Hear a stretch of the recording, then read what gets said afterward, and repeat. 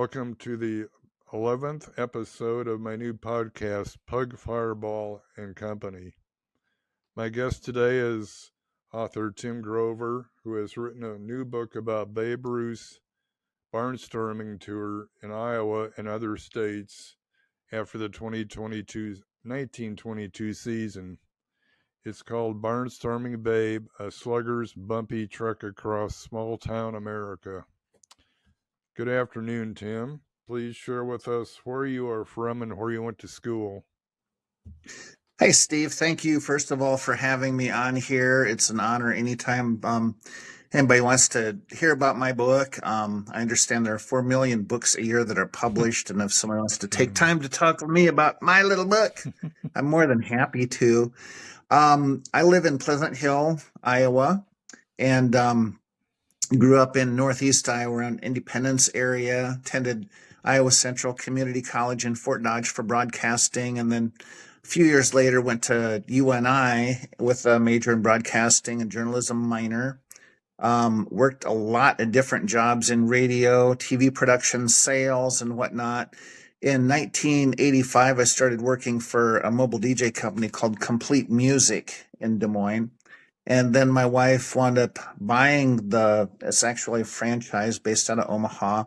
We built that up to the point where we could do up to 10 different dances at one time. So that was insane for a while. We owned that for about 25 years and sold it in 2013 after we did about 7,000 events. So, and then I did a couple other things after we sold it. Worked for Mediacom, selling business internet for a while.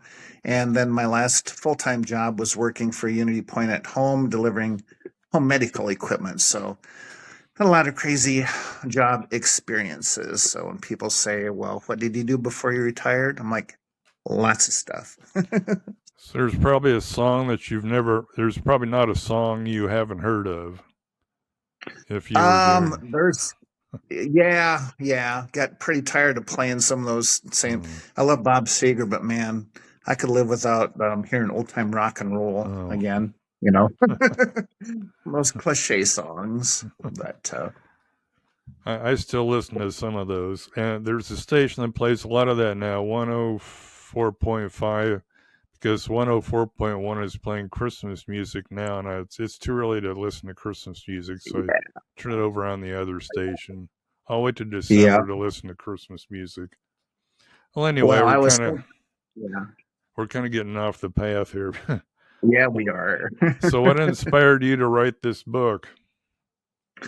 I have always loved baseball, especially baseball history. I kind of sucked as a player, did not make it past Little League. I wanted to be the next Harmon Killebrew, but that's why I got my Twins shirt on right here. But I figured out fairly quickly that the only thing I had in common with him was we both struck out a lot and we're both pretty slow. So, but so loved history, and I got a book. I think it's guy named Bill Jenkinson that wrote it, called The Year Babe Ruth Hit 108 Home Runs. And I'm like, okay, that title intrigued me. And he has he went back and chronicled every single home run that Babe Ruth hit, whether it was regular season, World Series, exhibition, barnstorming games, all of that. And in reading that, I found out that Babe actually came and played in Iowa like 3 or 4 different times. And 1922, his very first trip to the Midwest, doing any barnstorming, the trip started in Perry, Iowa, which is about 45 minutes away from where I live. And so I'm like, well, what was he doing in a town of 5,000 people? And then from there, I wanted to catalog, write about all the different other times that he played in Iowa. But it's like, okay, in 22, then he played, after Perry, he went to Lincoln and Omaha, but then he played in Sleepy Eye, Minnesota, and then Sioux City, Iowa. It's like, okay, well, how do you go from Perry to Sioux City without including Sleepy Eye, Minnesota? It's like, what's the story there? And about half of the towns that he played in 1922 were less than 10,000 people. So that was kind of what hooked me, is like what brought him to those places, and what were the reactions of the local people when seeing a big league baseball start. I mean, he wasn't Babe Ruth. He wasn't the huge hero guy that we think of now. He was about a third of the way into his career. It was like a year or two after he had gone into batting full time instead of also pitching. So he wasn't quite the legend that we know him as now. But so yeah, What lots of sources did research. you use? I several different books. Jane, I can't think of her name. She wrote one called The Big Fella. Oh yeah, And that I read that. I didn't even find that book till I was pretty much done with mine, but she kind of talks about the 1927 barnstorming tour that he took, and includes Des Moines in that one, I think. But so that gave me a lot of background on Babe. Her book was about the tour, but as kind of a structure for throwing in more about his life, his upbringing, the things that he did while he was playing during regular season. Newspapers.com was an amazing source. It's a subscription service. I think $20 a month. You can subscribe to it, and it gives you access to a lot of these old newspapers that, especially for these little county towns, places. I mean, Pratt, Kansas. Where do you find information about Babe Ruth going there and playing? Well, newspapers.com. I also watched the Ken Burns baseball documentary again, and that kind of helped give me a feel for what the times were like back then too, and kind of Babe's impact on the game. Did you go to any of these towns? Like you said, Perry's fairly close. Did you go to their libraries or anything and do research at the towns? I met with a guy who had some history on Perry. He knew some people, shared some stories. He's actually, can't remember his name, but the Dexter Library in Dallas County. Met with him there. He had some pictures and some articles. Other than that, I have not been to some of these places.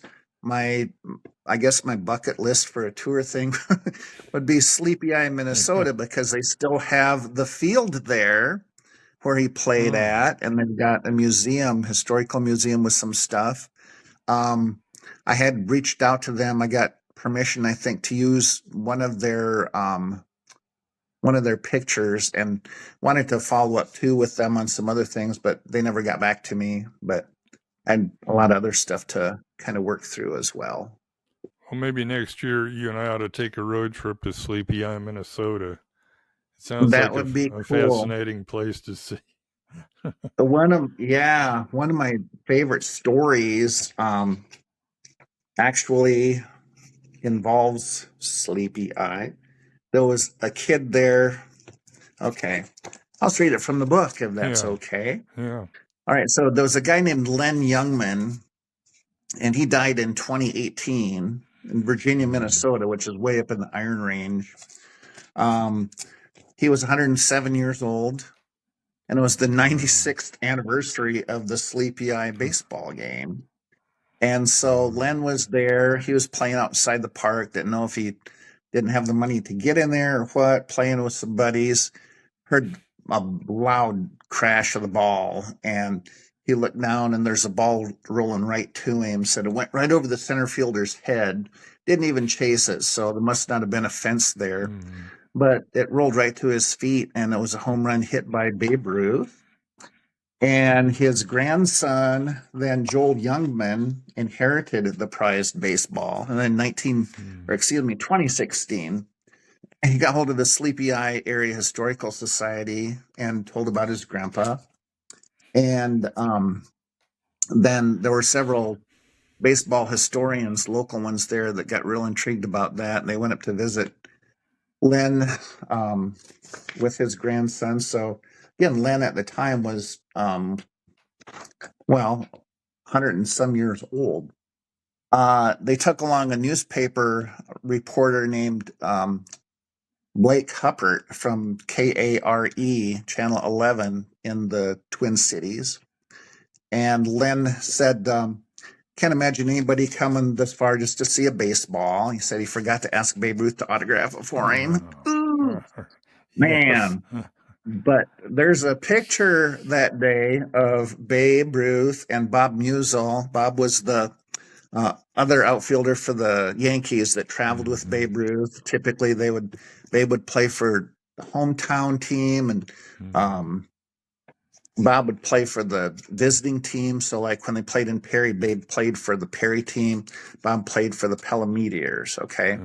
So anyway, there's a picture of Bob and Babe standing and freezing, and there was like sleet that day and sleepy eye.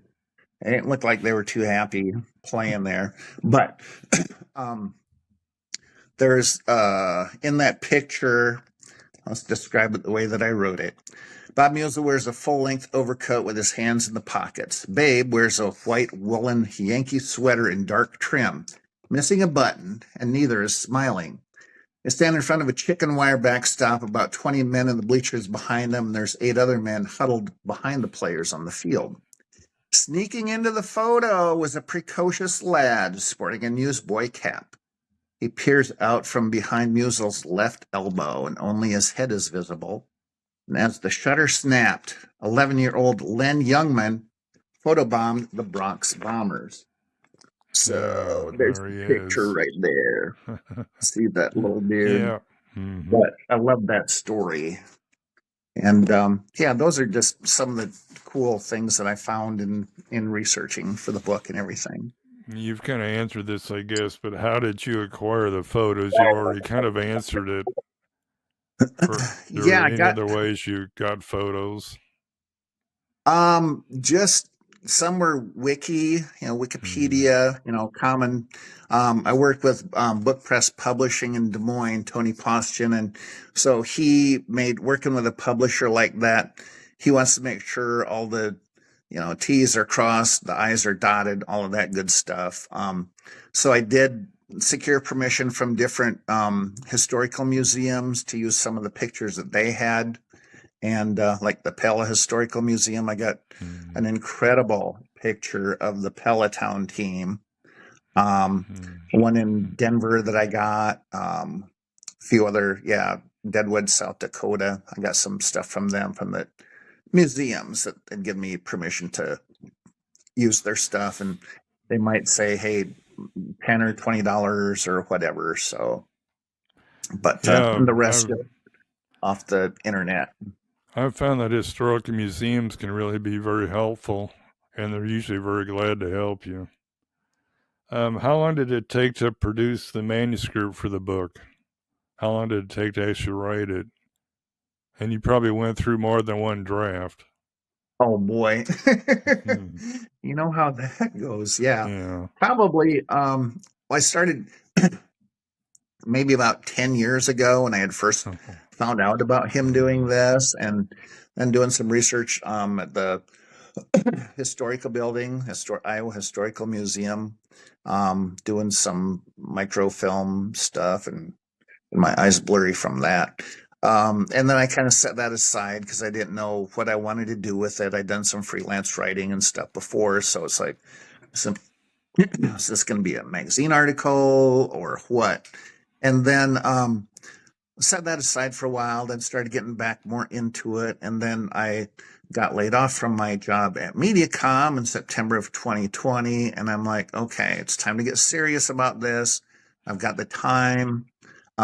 Basically, I had a year off before I went to work for Unity Point, and then that gave me the time to really focus in and get the research done. And I guess even during that time, there was a while where it's like you get 2/3 of the way through the book, and then you're like, I'm tired of this. So you just type up some stuff and you just throw it against the wall, and then you set that aside, and then you come back to it and go, I mean, even when you're writing it, you know that this part kind of sucks. It needs to be better. And I think for writers, if you set aside some of that stuff sometimes and you come back to it, it gives you a whole new appreciation and more ambition to get it done and, make it be good. But there were probably,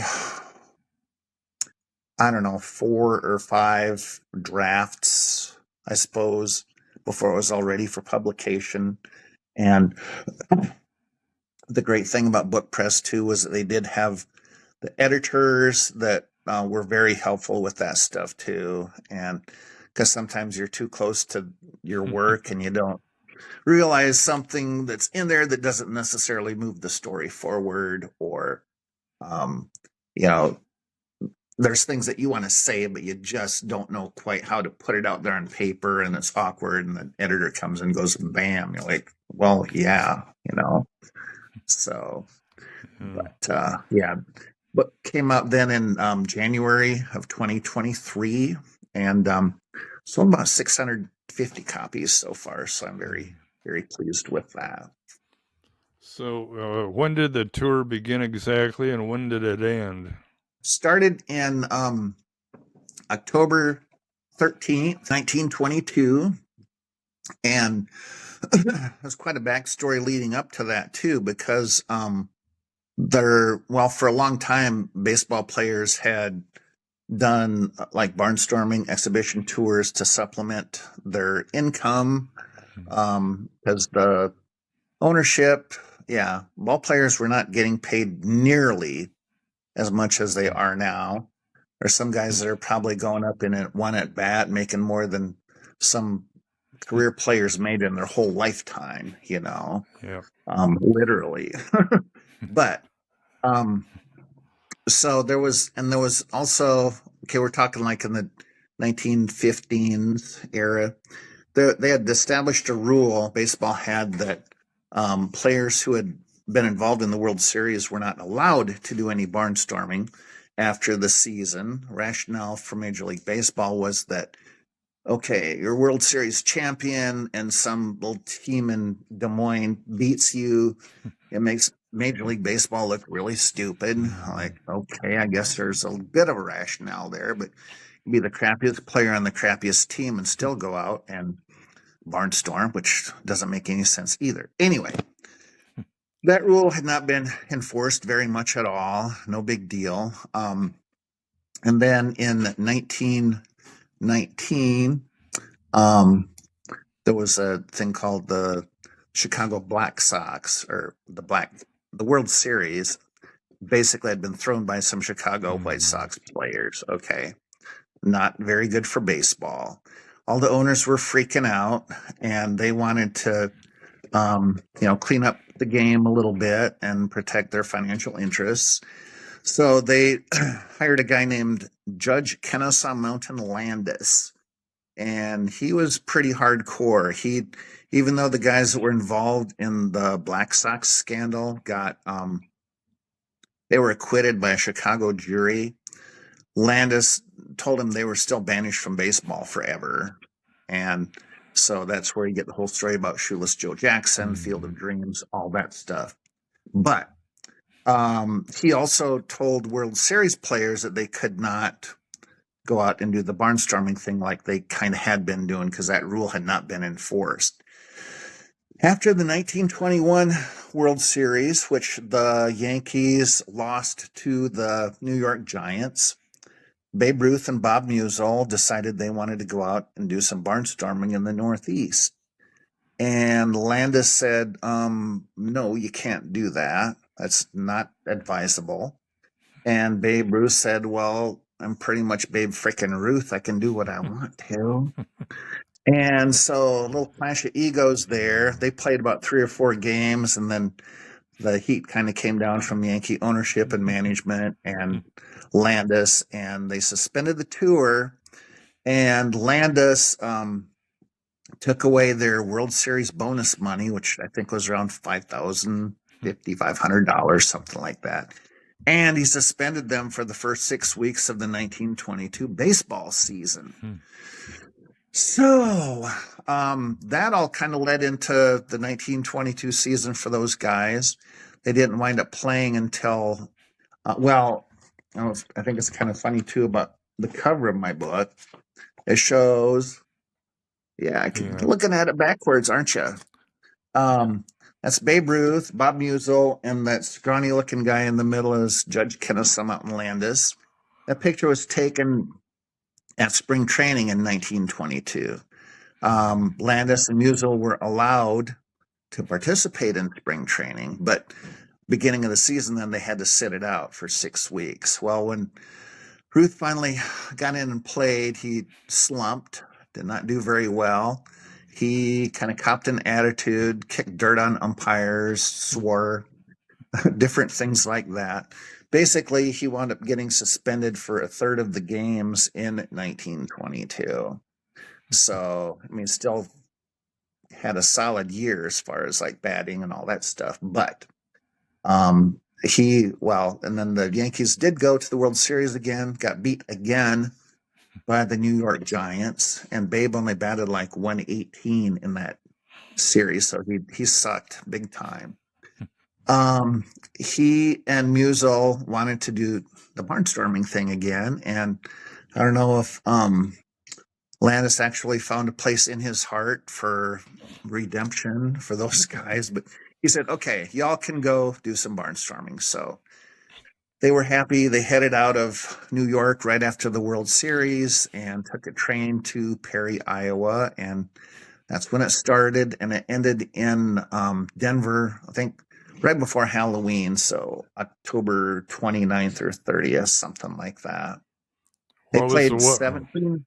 Oh, they played 18 games in 17 days, while traveling by train. And it wasn't like hopping on nice Amtrak train these days. It was clunkety clunky. And Babe said that he referred to some of the trips as jerkwater railroads. And one time, or after the tour, he was back in New York. Reporters were asking him about it. He said, felt like we were traveling on square wheels. So kind of they were all day games, and so they were sometimes doing overnight trips and not sleeping very well. They had one stretch where they went from Sioux City to Deadwood, South Dakota, out in the Black Hills. And then the following day, they were down playing in Scottsbluff, Nebraska, which is way out the Nebraska Panhandle, kind of not far from Wyoming. And then they came all the way across Nebraska to Tarkio, Missouri, the far northwest corner of Missouri, and played that next day. So it was like 13 or 1,400 miles in 4 days. Basically, they traveled. And so that was pretty insane for them, I think. Well, what was the weather like most of these days? Because you're in the fall now by the time you get to the Midwest, especially out in Denver. Did they run into any snow at any point? That was where and I don't know that they made any money at all on this tour. If they did, it was pretty marginal, and they got hurt by it rained in Kansas City on the Sunday that they were playing there against the Kansas City Monarchs, and some cool stories there. And it also snowed in Denver then, and the other, so they got hit by nasty weather in, two of the bigger markets that they would have played in, the biggest markets they would have played in. And so that definitely, kept people away. Even the Perry game, they were hoping to sell, can't remember, 4,000 or 5,000 tickets for that game. But it was kind of cold and blustery that morning, so that kept a lot of people home. The weather did clear off around lunchtime, and it was still kind of cold and blustery, but it was sunny, and they were able to get the game in. But that did keep a lot of people, especially from out of town, from traveling in and watching the game. Why was Babe Ruth's tour through the small towns in the Midwest so unusual for the times? We have to remember that St. Louis was the farthest city west in Major League Baseball, so everything past St. Louis, of course, there's no TV, radio was just beginning, so nobody had really seen much about Major League Baseball unless they lived in St. Louis or to the east of St. Louis. So this had to be pretty special for the people out in the hinterlands. Oh yeah, yeah. That's what was amazing to me was seeing reading the stories about some of the people that did get to meet him, and I can't imagine how exhausting it was for those guys. I mean, you're coming off of the regular season, so you think your body's worn out anyway. Then you're traveling on these bumpy railroad cars, playing baseball.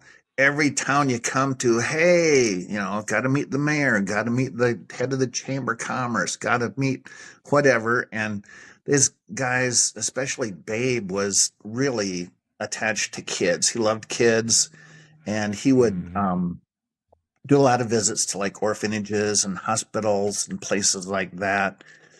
So they were doing all that, and then doing the after the ball game dinner kind of thing, drinking and hobnobbing and all that. And I just can't imagine how exhausting that would have been for them.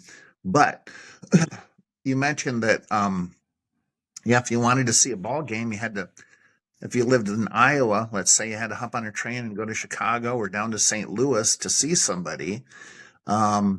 If you had a car, that doesn't mean the roads were that good. It doesn't mean that your car would have made it that far. There was no TV back then. Radio, there were only 30 radio stations in the country in 1930 or 1920, excuse me. So you couldn't really hear the games. And so newspapers were pretty much the venue of, learning about games and stuff like that, watching the box scores and seeing pictures of Babe. And I don't know if like the movie theaters, if they would have, sometimes they had like newsreels that they would show before they popped Charlie Chaplin on. They probably had some newsreels of Babe, like especially the World Series or whatever. But it was a big deal for to come to these little towns, and sometimes they didn't play all that well either. I mean, I think everybody was expecting to plop down a silver dollar to see Babe Ruth, bat 3 times and hit 8 home runs. Well, that ain't going to happen. There's a lot of reasons he might not have that great of a game. Tired, probably hungover. And you got to give some of these small town pitchers credit too. They might have been able to become big major league ball players themselves, but they were out on the farm. They had obligations there, family, whatever. And sometimes, you read about guys who are, you think of as being kind of crappy career pitchers, but they could always strike out Al Kaline or whatever too. So don't know. But that was, one newspaper called him Boob Ruth because he didn't deliver very well. So what did you learn about Babe Ruth that you didn't know before? Oh boy. Or was there more than one thing you learned? Where to start? Yeah. Just a lot. I always, had an appreciation for him as a great ball player, but just delving into his background, his upbringing, just coming from the very poorest environment he possibly could. He grew up in Baltimore, born there around 1890, and it was it's the area where the Orioles play baseball now, Camden Yards. His dad ran some bars there in that area. At the time, it sounds like it's a really nice area now. I'd love to go there sometime. But back in the day where they were at, there was a little creek that ran through that neighborhood. Up on top of the hill of that creek was a meatpacking plant. And they dumped all their crap in that creek that came past through this neighborhood, dumped into the estuary in Baltimore. And it sounds like that was where the Baltimore sewage would kind of like collect and never really get washed out. So you can imagine how filthy that water was. The Baltimore and Ohio Railroad yard was close by, so there was a lot of noise and coal dust and all that. And said that at the time Babe was born, that neighborhood was like a 10% infant mortality rate. So bad. And Babe's mom she was alcoholic. She had some severe mental issues and never really was that close to Babe. And his dad was busy running bars and, kind of abusive, it sounds like, and basically sent him off to this Catholic boys' school. And it worked out really good for Babe because he said that guy named Father Matthias was kind of taught him how to play baseball and also taught him about life, was how Babe phrased it. So all worked out good. But so Babe had a real empathy and understanding for the downtrodden people in society. He loved playing against and with black ball players. That was one of the things that owners he really wanted to retire or be a coach after he retired, become a manager or a coach after he retired. But a lot of owners, I think, were afraid that he was going to recruit and sign black baseball players to play for him, which they were not fond of. And actually, blacks didn't play any Major League Baseball until Landis died. So Jackie Robinson in the mid 1940s is your first black baseball player in the modern era. So, where can people get your book? They can go to timgroverbooks.com and order it that way directly. Otherwise, like Beaverdale Books in Des Moines carries it, Page Turner Books in Indianola. I also have a blog that I started writing, and it's got stuff not just necessarily, mostly not about baseball. It's called Barnstorming Brain. So if you just go, it's a Substack column, but if you go at Barnstorming Brain, that will take you right to it. I write about kind of history and genealogy and just random stuff. I'm writing one right now about called the Gemisota Twins. When the 1960s, the Twins had a lot of really good pitchers named Jim. So I kind of talk about them, Jim Perry, and all of that. So I just have a lot of fun with that and I write about what I want. But yeah, timgroverbooks.com. There's another guy named Tim Grover out there, Tim S. Grover. He's a athletic trainer for Michael Jordan and a bunch of other guys out of Chicago. I am not Tim S. Grover. Actually called Timothy Grover on the book. Okay. Yeah, it's a fun read. It's a nice Christmas gift. It has a lot of pictures. So, and yeah, Thank you. Yeah, you bet. I'll tell you my story. I was born in Southwest Iowa in Clarinda. Don't know if you know that, where that is. It's a county seat of I've been Page to the County. Clarinda A's banquet. Yeah. Oh yeah, the Clarinda A's are pretty famous in baseball circles. Ozzie Smith played there. Von Hayes, Chuck Knobloch, I think others. Yep. My grandfather had a factory there for several years, and he made wind chargers, which were the first power source on farms in rural areas in America, were these wind chargers to power their radios, whatnot, before REA came along. And they were sold they were sold worldwide. Okay. And then he made over 500,000 training rifles in World War II for the Army and Navy. Wow. And he got an award from the government for efficiency. And the registry even went down there and covered it. And I got the clipping, or I looked at newspapers.com and found the story where the register went down and covered it, getting this big Wow. award Very from the cool. government. And then my other grandfather was a dentist down there in the square from 1914 to 1961. Okay. Practiced dentistry down there. Hmm. And he let me play in his office. The office was in the upstairs of a 2-story building, so he had to go upstairs to get to his office. A little unusual today. I don't think you'd see that today, because it wouldn't be Right. handicap accessible. But Right. so I'm surprised I didn't become a dentist, but I didn't. So, but then my dad went to, after the war, he went to college at Iowa State, finished school there, and I was born in Corinda, but then we moved to Ames. So I did live in Ames. I don't remember anything about it, but we lived in Pamela Court, infamous student housing for mainly veterans after the war and their families. They had all these metal huts. I've seen pictures of them. I think I got pictures of me standing outside the metal hut.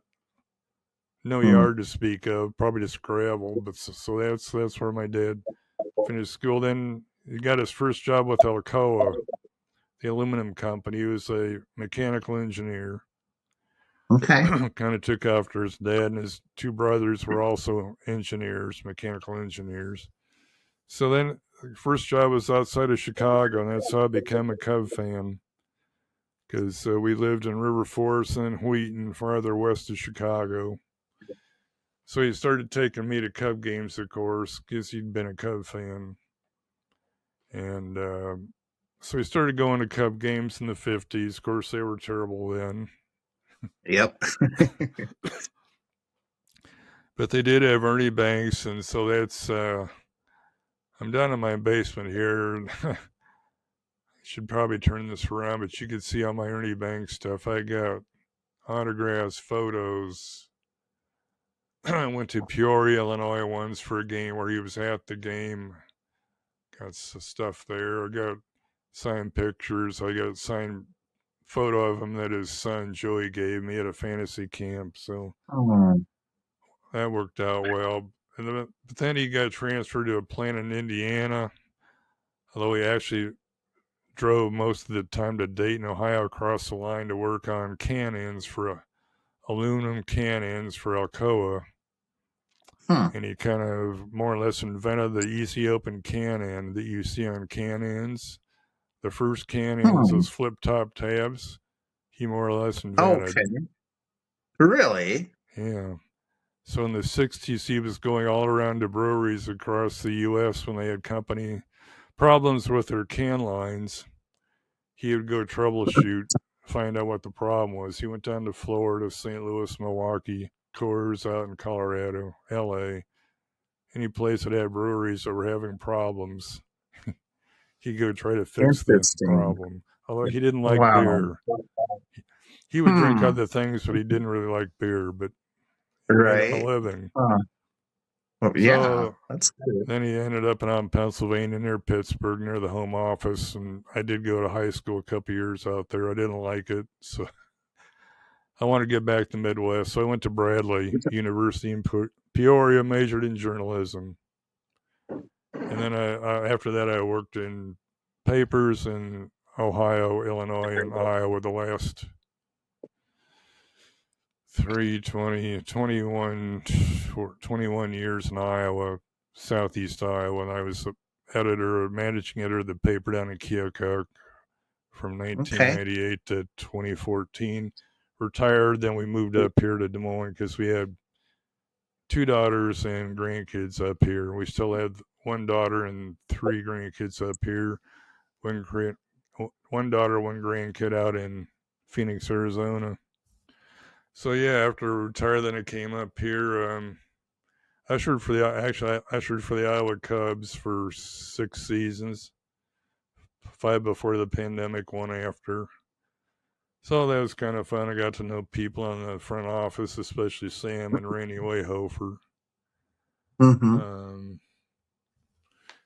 So what I did, I started out, I was going to write a story for SABR, Society for American Baseball Research, on the park and the fact that it's the smallest AAA market, yet it's always one of the better attendance-wise, the draws. I mean, especially when Gardner and his group was owning it, they have 12 years where they drew over 500,000 people, which in minor league baseball, that's kind of the gold standard if you can draw over 500,000 people. And here they are, the smallest market in AAA. Wow. So, but Saber didn't take it, but they suggested putting it on seamheads.com. So that original story is on seamheads.com. I think it's still on there. Another baseball website. So then in 2016, I interviewed Sam Burnaby in his office, I think it's February. And then eventually got this idea to do this book here. Yep, I read that one. It was good. And that's, I even did all the layout, arranged the pictures and all that. Because I did have layout skills from newspaper work. It's not my strong suit, but to save money, I did it. That was more focused on just that side of where Principal Park is now, not the whole history of the franchise. Mm-hmm. But it did give me the bones, at least, for the next book, which is, of course, this one here. It gave me the bones. It gave me the bones for that. But, of course, I didn't know that much about the beginning of the franchise. So, like you, I went to newspapers.com, did a lot of looking at old newspapers from the late 1800s up through especially the 1980s. Before Gannett bought it. They had great sports sections back then before Gannett bought it. Yeah, they did. Psych Taylor, of course, very famous, and the field's named after him. Bill Bryson, the older Bill Bryson, was a great sports writer. So, and I did use footnotes. So the back of the book, it's got over 500 footnotes I used. Maybe I didn't use too many, but I don't know. I want to give people credit where I got the information from. So, if you want to go back to these articles and read the whole article, you can look up all those footnotes, the issue it was in, the title of the story, and whatnot. So, and maybe, I've got your book here too, Steve. Maybe we can talk about that day that Babe Ruth hit 3 home runs in Des Moines, Iowa. That was in Babe. Of course, that's the connection between our books here. Babe brought his tour. He did it at least 2 years that I'm aware of, but Chapter 4, right there in the middle. Yeah, page 49. October 27th, 1926. Western League Park. He came to Des Moines on October 16th, 1927, a Sunday. Of course, that was the year he had hit 60 home runs, which, of course, stood for the record until Roger Maris hit 61. So by then, he was a lot more established as a folklore hero than he was in 22. But so, and Lou Gehrig was with him. Larrapin Lou's. He was the Bustin' Babes team. And Larrapin Lou's. So I'll read a little bit here. More than 100 letters from Des Moines area orphans awaited the 2 stars upon arrival in the capital. Children at the Des Moines Home for Friendless Children at 21st and High Street in the Iowa Children's Home, who were old enough to attend the game, had been invited. It kind of goes along with, how you pointed out that Babe always loved to be around kids and do things for kids. So the Bustin' Babes and the Larrapin Lou's, they were comprised of professional and semi-pro players, including Sam Langfold, who played 20 games with the Cleveland Indians at the end of the 27 season. They had some popular semi-pros like Al Van Camp, Johnny Powers of Davenport, Ed Wetzel, who was slated to have a tryout in the spring with the Philadelphia Athletics, and 3 players who were on the Des Moines Demons roster at the end of the 27 season. So they were decent competition, not major league quality, but decent. And so This is 20. Okay, well, this was despite hitting the ball over the fence in batting practice. Neither Yankee star duplicated the feat during the game. So that year, 20, yeah, page 47, I think, in 1926 was when he did that. Western League Park, which is where the North High School football field is at now. Right. That area, Riverview Park in Des Moines. Yeah. Everybody's familiar with that. Yeah, October 27th, 26. So after arriving by train in Des Moines at 8 a.m., he ate breakfast with the Demons president, Lee Kaiser, among others, and visited disabled soldiers in a Knoxville hospital before suiting up for the exhibition game at 2:30 p.m. that day. When he arrived at the hospital by car, he made a short speech to the residents who were able to leave their rooms. Afterwards, Babe visited some of the patients who were bedfast or could not leave their wards, the Des Moines Register sports editor Sec Taylor wrote the next day. Unfortunately, some of them were unable to recognize him, but many did, and apparently enjoyed and appreciated the opportunity to shake the hand and hear the voice of the great baseball player. After skipping lunch, he put on a football uniform and had his picture taken at the ballpark with captains of the Drake University football team. I saw a picture of that. It's pretty funny. After changing into a baseball uniform, he had 3 balls over the outfield fence in batting practice and played in all 9 innings of the exhibition matchup against Dutch Wetzel's All-Stars. The Sultan of the Swats' 3 home runs in the main affair propelled his All-Star team to a 14-19 victory with approximately 2,500 spectators on hand. It didn't take Ruth long to get the range of the farthest corner of the park as he drove 6 balls out of the lot in less than 10 minutes, and all the clouds were terrific liners, the Des Moines Tribune reported. I think it's interesting, too. You think of, Babe Ruth hit 714 home runs in his career, but there were only 3 times in his major league career that he hit even 3 home runs in a game. He did that here in Des Moines, obviously, in an exhibition game, but the other two of the other times were in the World Series, 2 separate times against the Cardinals, I believe. And the last time was his very, very last game. He hit 3 home runs while playing for the Boston Braves. Of all teams, yes. And this was in Pittsburgh, and it was also one of the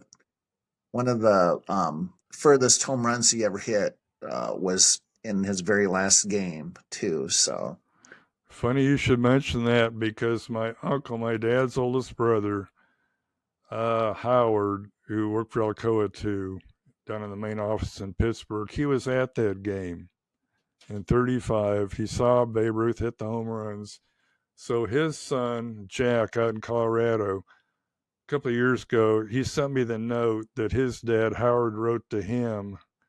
And I have that note, and I've got it mounted with, well, he sent a postcard, so I got a picture of I marked a postcard plus the note of Forbes Field.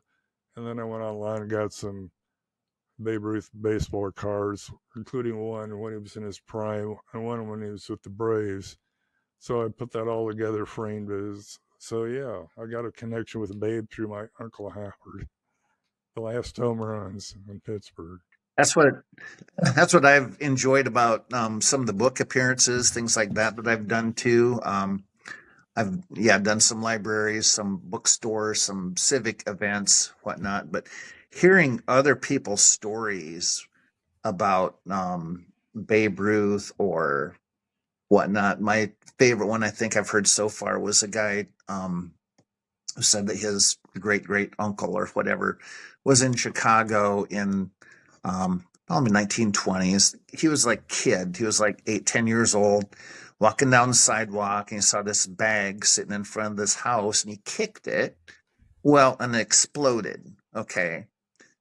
What this was apparently designed to the mayor of Chicago lived in that house. So this was like a attempt to assassinate the mayor, basically. So this poor kid is in the hospital in Chicago. He wound up losing an eye. But Babe Ruth, the Yankees were playing in Chicago at the time, and Babe went and visited this kid, signed something for him, and of course, it stayed in the family for a while, and then somebody eventually sold it, and hopefully they got the big dollars they deserved for that. But that was just a fascinating story. That's what the fun part about going out and telling people about this book too, is just hearing stuff like that.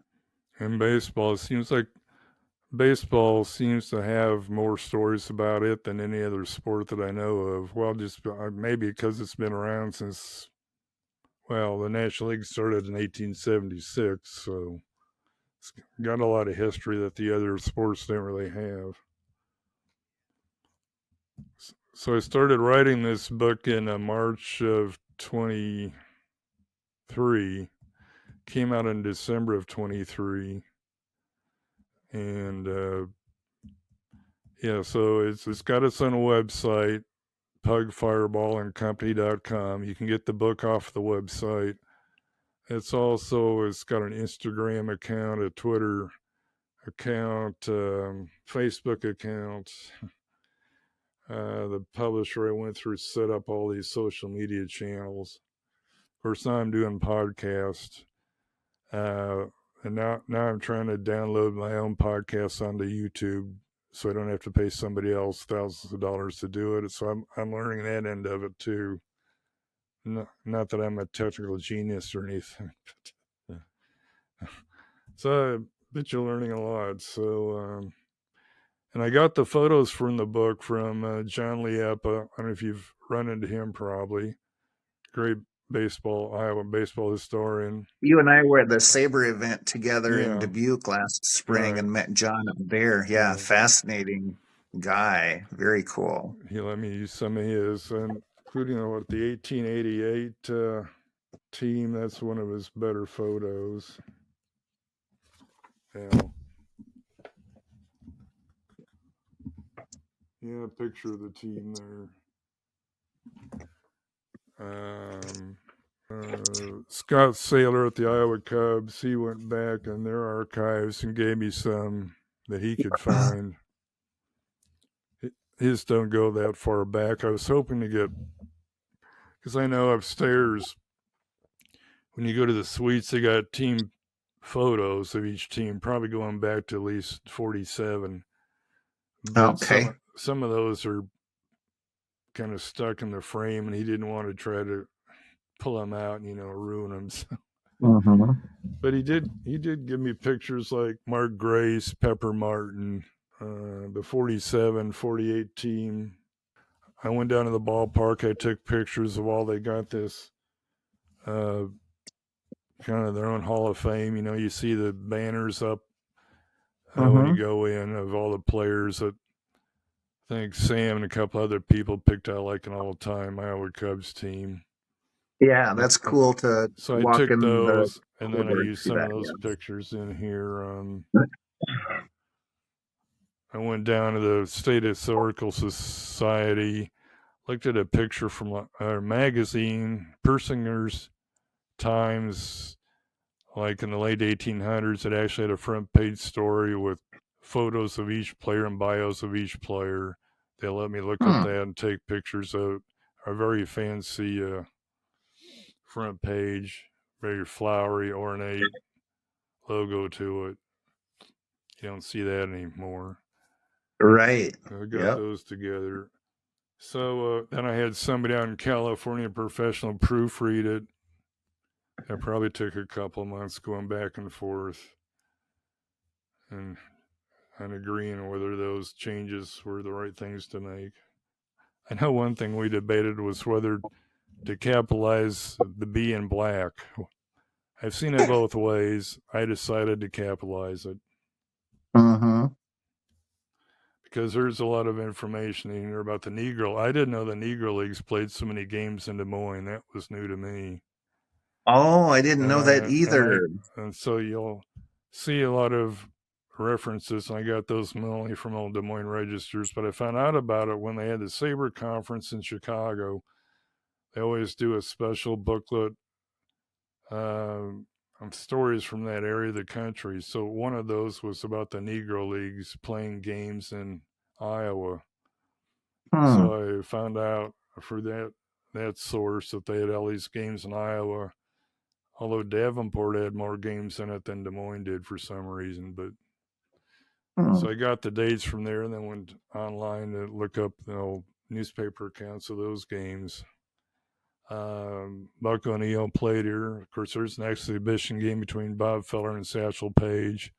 And Right. Feller was, still very young. I think he might even I been still in high school or this summer after high school, but he was very young. If I do another baseball book, and I don't know if I will or not, because I know how much work went into doing Yeah. this, and I've got a couple other things that I really do want to get done, especially like some family genealogy stuff. But I found that after the 1946 season, Feller had come out of World War II, and he knew how to fly airplanes, so he was Mm-hmm. comfortable with that. But he and Satchel Paige did a barnstorming tour after the 46 season. And these were the first sports teams that traveled by plane. Hmm. Each of the teams, the Negro League guys and Feller's team, they each had their own plane to fly. Hmm. But there were a lot of owners that were apprehensive about having, and these were all-star teams too. Feller had several guys that went on to be in the Hall of Fame on his team, and kind of same with Satch. But like Ted Williams wasn't allowed to play by the Red Sox because Red Sox ownership was afraid the plane was going to crash. And of course, that did not Yeah. happen. But I think that'd be a fascinating subject to dive deeper into. And if I have the time and ambition, that's, I think, what my next baseball book would be. So, Feller came here in '51 after the season, pitched in an exhibition game. Of course, he was hmm, older by then. He'd had a good year, but he hadn't probably pitched since the season ended, so he was a little rusty. And they hit him pretty hard. But he flew from Cleveland here to get here, and he stopped in Iowa City to fuel up, and hmm. he came here. Was And flying his own plane yeah, then? yeah, Wow. mm-hmm. Yeah, that's cool. Yeah. It was a lot of fun, but a lot of work, as you say. Another And Bob Feller and Babe Ruth trivia thing too is that there's that famous Pulitzer Prize winning picture of Babe Ruth when he went to Yankee Stadium. It was his last appearance there, and mm-hmm. he had he had throat cancer, and the recordings of him talking like this, just really bad shape. But he's leaning against a baseball bat. That was Bob Feller's baseball Right. bat he was leaning against. So Yeah. that's pretty cool too. I saw that at the Feller Museum in Van Meter before they moved most of the stuff up to Cleveland. Yeah. I kicked myself that I never made it out there. It's like you Oh, always think, yeah. okay, well, I'll get out there sometime, and then they closed it down. Used to have some really cool players show up too for sign autographs and stuff Yeah, like when he that. was alive, especially, Bob would Yeah, come back and other guys would join him. But yeah. yeah, as far as getting my book, you can get it on that website, pugfireballandcompany.com. Through that, it's on Amazon. You can get it down at Beaverdale Books. You can get it in Tandem Tandem. Yep. Artists and Authors downtown. There's page turners in Indianola. There's one up in Ames has it. There's one out in Indianola or one out in Altoona and Ankeny. So, West Des Moines, the Barnes and Noble on University, not the one at the mall. They have some too. So Like you Okay. say, these books would make good Christmas presents for any baseball fan and people's lives. So, yeah. Yeah. Yeah, they're fun. They're fun reading, and even if you're not, I think if people aren't even a hardcore baseball fan, there's still enough history in those books Just the history that alone, they yeah. can learn a lot about that too. I think that I'm kind of drawn to the 1920s as well because that was when my grandparents were first, getting married and starting to have Mm-hmm. kids and all that stuff. And so, I knew all of my grandparents and close to them, and so you just kind of see how history, technology developed during that era, within their lifetimes, and that's that's pretty cool too. It's a pretty amazing period in history when good roads were starting to get built and farmers were starting to get electricity and telephones and radio and all that stuff was just really beginning to emerge. Of course, with the Des Moines franchise, a lot of people are fascinated by the names they've had over the years, like Yeah. Demons, Hawkeyes, Prohibitionists. I got a Prohibitionist hat that I wore to The games in a shirt this Undertakers. summer. Undertakers, Yeah. The Champions, Boosters. Boosters, Yeah. Politicians, just amazing names back in the day. What the newspapers used to have contests, and that's how they would pick the name of the team for the next season was by a popular vote of fans. So Wow. I don't think they would do that anymore. So that's how you got all these crazy names from the fans back in the late Wow. 1800s, early 1900s. They've been pretty steady since, well, 47 when they brought baseball back to Des Moines. They were the Bruins because they were associated with the Cubs. Then, of course, the Okay. A's came in 69. AAA came in 69. The Iowa Oaks. The Yes. Oaks, yeah, after the oak tree. Yeah. Because I guess the oak tree had been made the state tree of Iowa around that time. Okay. They were Well, also plus they were the Oakland A's as well. A's So too. yeah. But Yeah. then, yeah, see, well, 81, they became a property of the Cubs, but they were still the Oaks for 1 year. Then they've been the Iowa Cubs ever since 82. Weren't they associated with the White Sox for a White year or Sox two? for a while, Houston Were 1 year, they White Sox. okay? Yeah. Um, yeah, they had a lot of great players come through here in the 70s, especially with Oakland, Vida Blue, Joe Mm-hmm. Rudy, Gene Tennis, George Hendrick. And they played a lot of exhibition games with the parent club back then. They don't do that anymore, but all the Right. ones I was aware of could find, I've written about in the book. There's even an exhibition game between Cleveland and San Francisco, even though neither had any ties to Des Moines, but that was the late 50s, I think. So guys like Wow. Rocky Colavito, Willie Mays, William McCovey, Orlando Hmm. Cepeda, maybe Early Wynn, all were in Des Moines playing baseball, Wow. even though they Did weren't not know that. affiliated with. That's in the book too. Mm-hmm. So yeah, well, it's been about an hour. So didn't seem like Yeah. it. I know. This has been a lot of fun. I Yeah. appreciate the chance to be on here with you, Steve, and yeah, swap stories. Hopefully the people watching this are going to learn a few things and yeah. I'm also interested any time of anybody want me to come out and do a visit library or Kiwanis or bookstore or whatever, more than willing to come out and Yeah. can email me to timggrover@gmail.com or yeah, go to the website for the book, timgroverbooks.com. And my Substack column is at Barnstorming Brain. We'll turn on Barnstorming Babe. So, Okay. but yeah, thank you. Thank you very much, Steve. You bet. See We'll you. see you around. Okay, take care.